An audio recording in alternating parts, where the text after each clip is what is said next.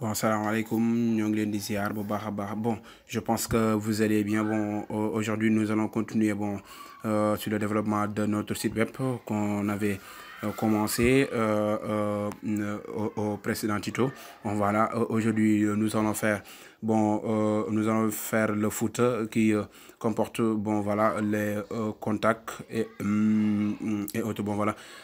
Toujours, on continue de développer le site. On va créer ici un div et on va donner la classe contact et aussi un ID qu'on appellera contact. Bon, voilà, c'est ça que nous allons faire. C'est ça que nous allons faire. Bon, voilà.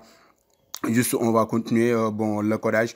Juste, c'est le new lister. Nous allons mis balise pay et on a mis recevoir toutes les nouveautés de notre blog. Bon, voilà. Et aussi, on a défini un autre div où on va mettre notre petit formulaire de contact où vous pouvez abonner du moins. Voilà, et de type email et un bouton aussi qu'on mettra. Alors biñ paree bi ñu kiwee après tamit dañuy defar benn bouton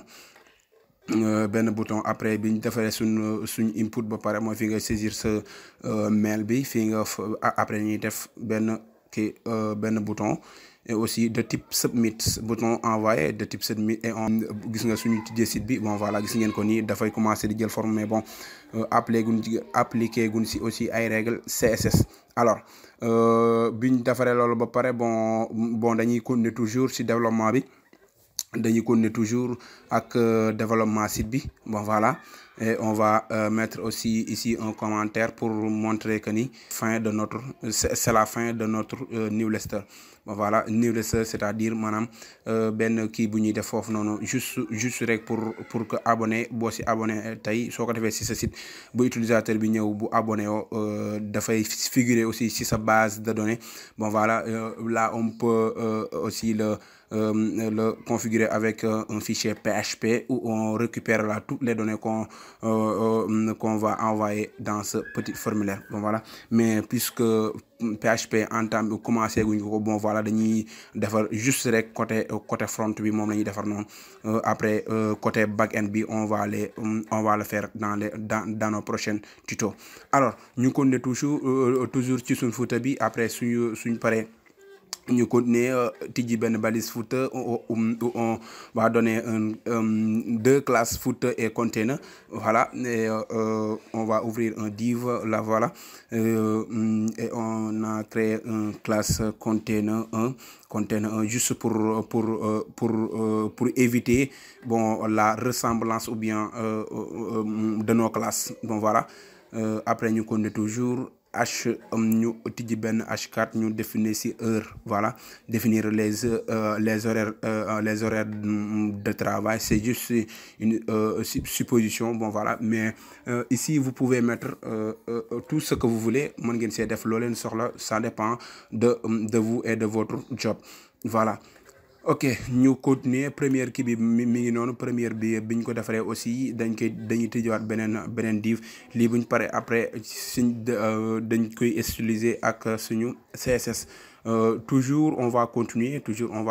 Bon, voilà, gis nga lii nii moom lañ bëgg a defar ak ni mu agencé woo noonu, niñ ko rangé noonu. après moom la ñuy defar juste avec le CSS. Ici on est en train de faire le HTML. Bon, voilà, on avait oublié l'objectif. Bon, voilà, les objectifs avant les heures de travail, l'objectif de notre site web.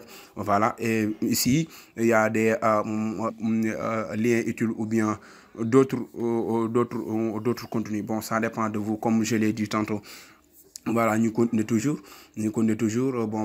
définir na suñ ay objectifs. Toujours dañuy continuer ak suñu développement site. Après là on a mis que 3 colonnes et su leen neexee mën ngeen si def 4 colonnes, mais bon, toujours si vous mettez 4 colonnes, toujours ça doit figurer dans le div parent qui est le footer, qui est le div qui est la div qu'on a mis notre classe container 1. Bon, voilà, pour après le CSS qu'on veut customiser avec les grilles CSS on a mis ici. Bon, voilà, on va le développer on va en parler ensuite. Alors ñu def foofu noonu suñuy contact me contacter. Voilà, voici mes contacts et mon adresse mail et mon numéro de téléphone, voilà, c'est là, et mon adresse aussi. Et le copyright ou le fameux copyright où vous trouvez dans les sites web, c'est-à-dire bon, c'est source de référence quoi, ce qui a qui défar site bi, voilà, ses contacts et bon, son numéro de téléphone peut-être là-dessus. Alors on va définir juste un P ici, on va mettre copyright, bon, depuis 2020. Alors, le sous forme de arrobase, je sais pas moi, bon, il y a un qui le permet de le faire, c'est le copie qui va nous afficher ça. Alors, on va continuer. Bon, voilà, nous allons faire le HTML qui est ici, là. Mais bon, voilà, ça, ce n'est pas beau à voir. Nous allons ouvrir notre fichier CSS. Nous allons ouvrir ici notre fichier CSS où on va continuer le développement. Voilà, on avait défini une classe.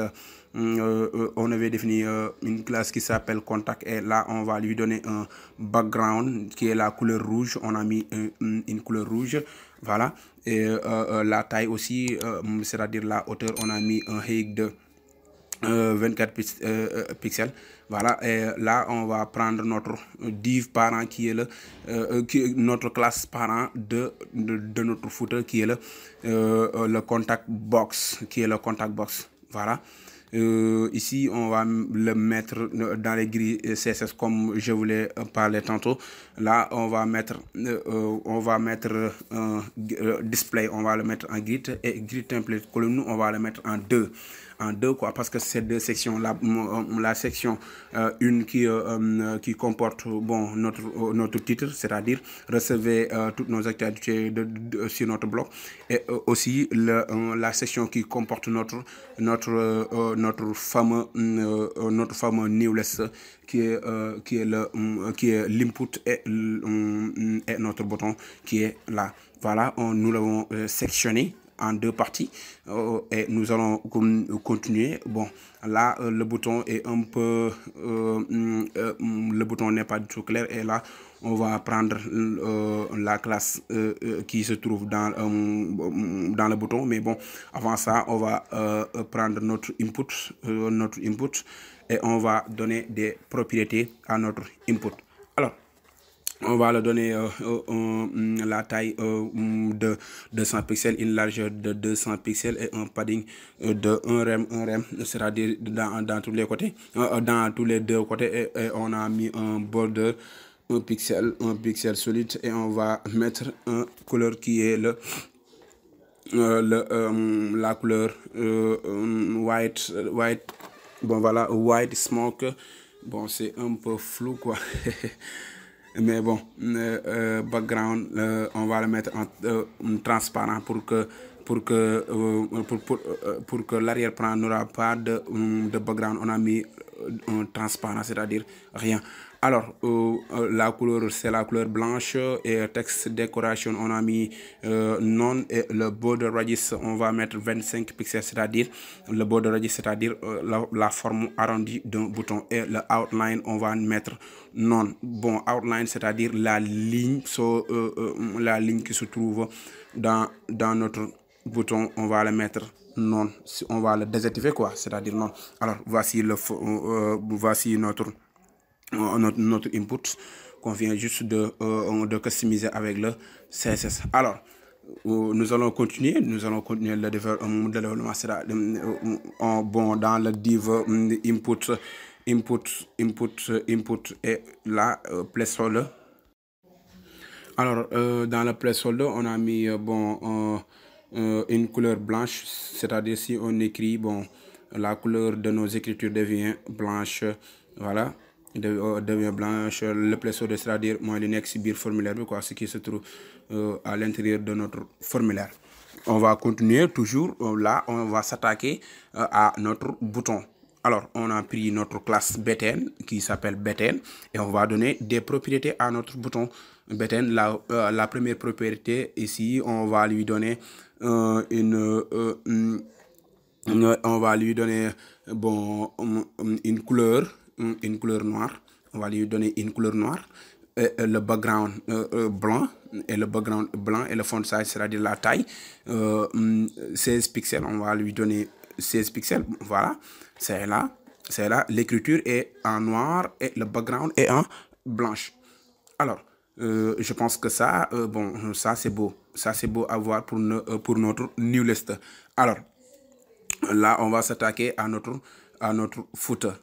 Bon, nous dem si suñu CSS ñu dem jëli classe footer, c'est-à-dire la classe parent, et notre balise parent aussi qui est notre balise footer qui comporte l'ensemble de nos éléments qu'on va mettre sur notre footer. Là, on va mettre un display, on va le mettre en gris. Voilà, on va le mettre en gris, et là, gris template column, nous, on va prendre trois parties parce qu'on a trois différentes parties dans notre, sur notre footer, qui est l'objectif, les heures de travail et nos informations, c'est-à-dire nos informations de contact. Bon, voilà, là, jël na trois parties, mais il paraît qu'il y a un débordement là. Il paraît que dafa am ben débordement si code bi. Bon, ñu dem ci code bi dem xooliwaat ba xam ñu parce que lii trois parties la nekk. Bon, du si mën a ñàkk nag parce que xam nga rek développement code moo demee noonu quoi. Code moo demee parce que parfois mën nga def ba pare am benn erreur bu ndaw fekk na mooy loolu. Gis nga bon, c'était juste la classe, gis nga classe bi ñu waroon a jël moom lañ jaawale ak beneen classe. Vous avez vu, voilà, c'est-à-dire la classe qui comporte, bon voilà, le div est aussi notre classe footer. Alors, c'est la balise footer et notre classe footer container 1 qu'on doit mettre en gris parce que c'est le container 1 qui comporte nos différentes parties sur notre footer, mais pas le footer en tant que tel. La balise footer est sa classe qu'on a mis dedans. Alors, on va continuer le développement. La footer, on a mis une classe, on avait mis une classe footer container, voilà. Et bon, là, on a appliqué des propriétés, mais bon, il paraît que bon, là on avait mis autant pour moi, bon voilà, c'est juste que bon, parfois on a des erreurs sur nos codes, sur nos codes, voilà, alors parfois on a des erreurs quoi sur nos codes, mais juste d'être vigilant quoi, et d'être bon ñuy kii quoi, xam nga rek ya parfois moom da ngay qui quoi dans le taille quoi c'est côté moi alors. Alors nous continuons toujours, là on va appliquer nos H1, c'est-à-dire nos titres, nos H4 et H2, c'est-à-dire nos titres, texte décoration, on va mettre underline, c'est-à-dire nous souligner sur nos textes, on va souligner nos textes. Alors le container 1 et le H4 padding, on va mettre un c'est-à-dire mu am ben espacement touti si côté yi, mu am ben espacement touti si côté yi. Alors container 1 et H4 aussi, on va mettre des propriétés, on va mettre aussi des propriétés c'est notre pour la ok. Là on va mettre la couleur blanche, on va mettre la couleur blanche parce que le background est noir, donc les couleurs doivent être différentes de notre background parce que les couleurs par défaut sont en noir. Alors bon, après notre container, c'est-à-dire notre container qui comporte le P, c'est le copyright ici, container 2. Alors la couleur aussi on va le mettre en blanche. Et le texte align, on va le centrer, c'est-à-dire pour qu'il se trouve au milieu. Alors, le voici, voilà. Je pense que, bon, je pense qu'on a le même design que le site qu'on avait fait. Alors, vous avez vu le même design, les mêmes designs. Bon, voilà. Alors, on va continuer toujours, voilà, pour respecter aussi nos designs. Bon, voilà. Le site est maintenant prêt. Alors, le site est maintenant prêt. Du coup, là, on va s'intéresser à la responsivité. Je pense que bëri woon nañu ko doon xaar quoi, responsivité, parce que ñu ci bëri mën nga defar site ba pare, mais bon le problème qui se pose est la responsivité de votre site. Donc voilà, faire un site responsive aujourd'hui, et bon est tout à fait normal pour un développeur. Bon, parce que li ñuy utiliser tablette de téléphone. Aujourd'hui, ce qu'on utilise le plus souvent, ce sont les téléphones. Voilà, donc si vous construisez un site, il faut penser à ces technologies. Voilà, si gis ngeen ko site baa ngi noonu inspecté nañ ko, on a fait un clic droit et on l'inspecte. On inspecte le site, bon voilà, et le site n'est pas du tout responsive. Bon, pour la responsivité, nous allons utiliser notre première utilisation de Media Query. Bon, on l'avait fait dans le tuto qui comporte les cards. Les cards, on avait fait pour que ces cards soient responsifs. C'est dans nos tutos précédents. Si vous voulez le visualiser, vous allez juste le voir, c'est-à-dire les cards. Alors, nous allons continuer. Bon, nous allons continuer. Là, nous allons prendre nos classes parents qui comportent nos grilles, et on va appliquer et on va le faire de telle sorte qu'il soit responsive par rapport aux nouvelles technologies qui sont les téléphones portables, smartphones, c'est pareil, tablettes et autres. Alors, on va continuer. On va continuer ñu dem jëli suñu classe parents yëpp instant bi moom lañ jël ñëw ci HTML bi dem copier ko un par un et on va le faire toujours display grid, mais là c'est là-bas qu'il y aura de différence. Display template column, là on va mettre qu'un et le grid column gap, on va mettre un rem, et là on va mettre une flex direction qui sera column. C'est ce flex direction qui fait que le site soit responsive. Voilà, gis ngeen ko bi ñu appliqué loolu, gis ngeen site bi instant mi ngi commencé di jël forme, gis ngeen débordement yi si amoon mi ngi commencé wàññeeku et nos images sont rangées une par une. Voilà, le contenu aussi de nos sites est rangé une selon. Après ñu continuer, toujours dañuy continuer appliquer waat yeneen propriété en les donnant des valeurs toujours avec le Media Query. Voilà, là on a mis notre classe qui s'appelle case, mooy classe bi comporter case yooyu noonu, mooy case yi war a ci noonu, toujours dañ ciy continuer. Et on va mettre ici un grid gap, un rem, le box 2 aussi, toujours c'est dans les cases, on va mettre de telle sorte que nos cases, c'est-à-dire les témoignages et autres doivent être aussi animés.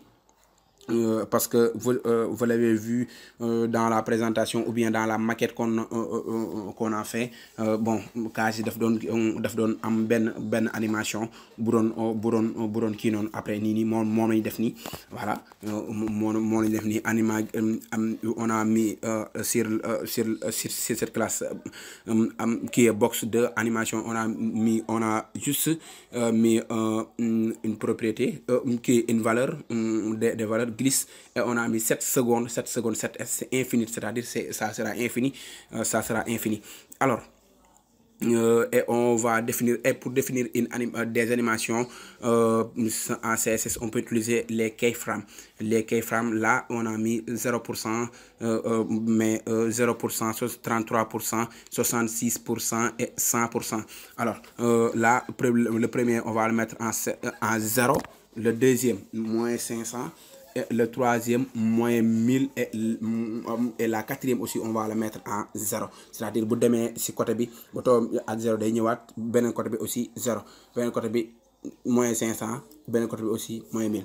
Alors ñu continuer à une classe bi ñu définiroon aussi ak contact aussi. On avait une classe qui s'appelle contact. Là on va mettre un height de 30 VH. Alors ñu continuer toujours ak suñu développement ci contact yi. Toujours là on est à la classe contact box P et padding, on a mis un rem. alors ñu continuer toujours ba léegi ni laalaguñ menu bi ba léegi ni laalaguñ menu bi mais après mu dinañ si ñëw gis ngeen noonu carte yi nii moom lañ doon defar gis ngeen ko aussi Fouta bi tamit moom lañ doon laal noonu moom lañ mujjee laal noonu. alors léegi nag on va s'intéresser au menu puisqu'on a customisé bon le contenu, puisqu'on a customisé le contenu, mais là on va mettre un menu parce que le menu est débordant. Alors pour le mettre, on va aller en haut, c'est-à-dire sur notre première classe, div classe menu. En bas de ce div, on va définir ici bon la responsivité ou bien notre fameux 3 barres, c'est-à-dire les toggle bar, je sais pas. On va le définir ici. Bon voilà, nous avons défini un input et checkbox. On a mis un input checkbox et name aussi. On a défini aussi un ID de check, label aussi check. Et on a défini une classe btn menu. C'est ce btn menu qui va nous permettre de customiser notre barre. Alors ici on a mis aussi on a invoqué ici on a invoqué font awesome, les fonts awesome.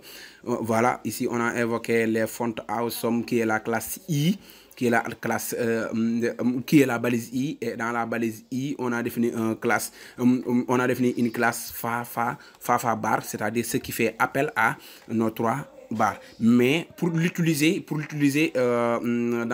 que cela marche, il faut activer votre connexion internet. Il faut activer votre connexion internet parce que on va juste aller en haut sur notre head, c'est-à-dire dans l'entête, et on va définir un SRC, c'est-à-dire un lien. On va juste mettre ici un lien depuis internet qui va répondre directement à notre demande, c'est-à-dire et on a utilisé ici le font awesome, c'est-à-dire le font awesome. Cette icône est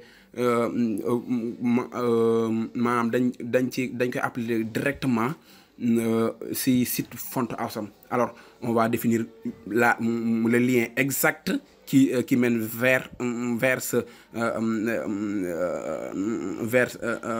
cette barre. Alors voici le lien est là. Si vous voyez bien, bon voilà, gis ngeen ko noonu muy soog a ñëw et checkbox bi ñu defaroon aussi mi ngi noonu.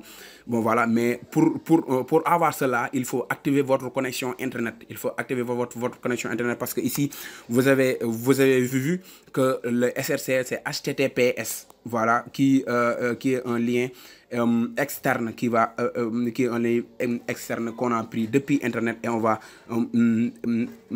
on l'a inséré sur notre code pour qu'il réponde aux besoins, pour qu'il réponde à notre besoin de construction de notre barre. Alors on va continuer bi ñu defee loolu pare barre bi ñëw na, mais aussi définir nañ benn classe moo xam ni btn menu la, btn menu. Bon voilà, btn menu moom moo nekk noonu. ñu dem appliquer ci nag ay propriétés CSS. alors ñu continuer toujours. Alors le font size on va le donner 30 pixels. ñu jox ko 30 pixels la taille. Ñu jox ko 30 pixels, bon désolé. Le float on va le mettre en right, et line height aussi ñu définir ko 80 pixels. Alors nous continuons toujours, on va le mettre on va lui donner un margin right de 40 pixels, et cursor on va mettre aussi pointer, cursor pointer, ce qui veut dire que bon, si un utilisateur pointe la souris, ça va amener un fameux ça va mettre comme la main quoi. Dafay mel ni lu am loxo bu nekk ci kaw. Alors ñu continuer, gis nga voilà, toujours gis ngeen ko noonu, toujours internet bi da koy charger avant mu koy avant muy lire. Bon ici on a mis le checkbox là, on avait défini une classe et on a mis display non pour qu'il n'apparaît pas quoi, pour qu'il n'apparaît pas. Alors nous connaissons toujours bon juste que ni loolu biñ koy def c'était mode téléphone mode machine là mais bon mode téléphone nag instant bi nii pour la responsivité voilà le button menu aussi on va lui donner des propriétés avec bon button menu display ñu def ko bloc display ñu def ko bloc. Et, bon les UL aussi voilà les UL c'est-à-dire ce qui bon fi menu bi nekk quoi menu les éléments de notre menu les éléments de notre menu aussi. Alors ñu continuer toujours def ci suñu propriété position ñu def ko fixé de width aussi ñu def ko 100% height aussi ñu def ko 50 VH. Le background aussi c'est le background ici on va le mettre en couleur un peu sombre qui est dièse 3-2 quoi. Ok ñetti 2. Alors le top aussi on va mettre 80 pixels left ñu def ko -100%. Transition ñu def all def 5 secondes c'est-à-dire bu ñu cliquer rek vitesse bi muy génn quoi, vitesse bi muy jógee ci côté bi. Alors ñu continuer toujours menu UL LI ñu def ko display aussi ñu def ci bloc. Padding aussi ñu jox ko benn 5 pixels padding ñu jox ko benn 5 pixels. Margin aussi on va mettre 30 pixels et 0. Alors on va juste ñu continuer toujours ak suñuy customisation line height. Ici on va mettre line height on va lui donner 20 pixels et le text align on va le mettre en le texte align on va mettre au centre. Gis nga bi ñu pare gis nga mais logo bi xaw na déborder tout quoi, mais gis nga affaire bi moo nekk noonu instant bi gisatoo leen bindi juste que ni c'est le display quoi, c'est le display. Alors ñu continuer toujours menu UL LIA. Bon voilà ñu continuer toujours color ñu def ko color aussi on va lui donner la couleur blanche toujours ñu jox ko couleur blanche toujours. Ok ñu continuer toujours ak suñu développement. Bon checkbox bi bon check l'ID check it. Si on clique sur le checkbox, c'est-à-dire si on clique sur le checkbox on va lui appliquer un événement. On va lui donner on va lui appliquer un événement. Si on clique sur ça on va les UL on va lui appliquer un événement. Alors voilà gis nga bu ñu cliquer rek affaire bi day génn left ñu def ko 0%. gis nga bu ñu cliquer rek affaire bi day génn ci côté bi. menu bi day génn ci côté bi te menu bi mi ngi woon ci kaw mais dañoo appliquer ay règles CSS yoo xam ne mi ci suñu barre bu ñu cliquer rek affaire bi day génn left ñu def ko 0. bon voilà bon icône bii nii bi mel ne genre trait soo ko bëggee am bon sur ma machine HP bon j'ai cliqué sur Alt G il faut cliquer sur Alt G et la touche 2 qui est en haut. Bon la touche 2 qui est sous la touche FN2. qui est sous mooy touche bi nekk ci suufu F2 ce sont les numériques quoi, barre numérique soo ko bëggee am voilà. Alors ñu continuer toujours bon voilà gis nga comme defar nañ loolu noonu mais menu bi aussi xaw na am benn débordement ba ci xaw a am tuuti ci côté bi boo xoolee sànq logo bi xawoon naa kii.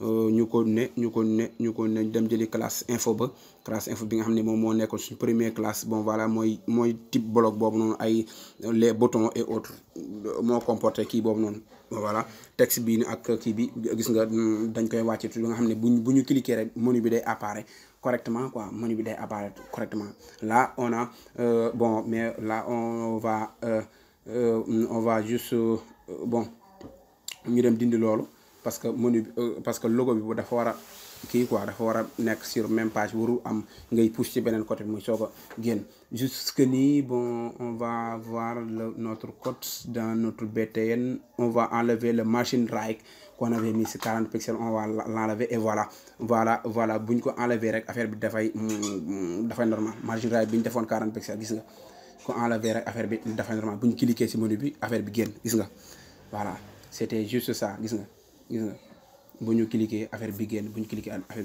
bi lii mooy responsivité bon voilà je pense que bon jàng ngeen ci lu bari quoi gis nga kii boobu noonu animation bi ñu doon def suñu carte yi tamit mi ngi noonu di avancer mi ngi noonu aussi di avancer gis nga site bi mi ngi noonu mujjee na responsive voilà c'était juste ça mais bon la responsivité c'est pour le faire il faut utiliser les médias query pour le faire il faut utiliser les médias query c'est-à-dire qui va définir notre taille d'écran qu'on va utiliser. Bon voilà, c'était tout pour ce tutoriel et merci de l'avoir suivi et n'oubliez pas de vous abonner et bon de liker la vidéo et aussi de la partager avec vos proches et merci beaucoup et bonne suite.